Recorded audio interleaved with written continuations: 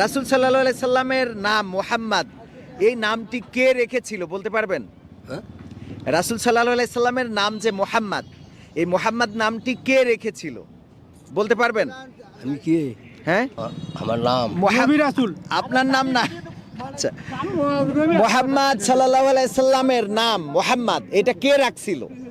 মোহাম্মদ। হ্যাঁ? রাখছে হ্যাঁ, এরা মানুষের নামের পাশে যে মোহাম্মদ রাখছে, সেটা যে কে রাখছে নাকি? আমাদের নবী হ্যাঁ হ্যাঁ মুহাম্মদ সাল্লাল্লাহু আলাইহি সাল্লাম যখন ভূমিষ্ঠ হয় পৃথিবীতে, হ্যাঁ। তখন তার নামটা কে রেখে দিয়েছিল? মুহাম্মদ।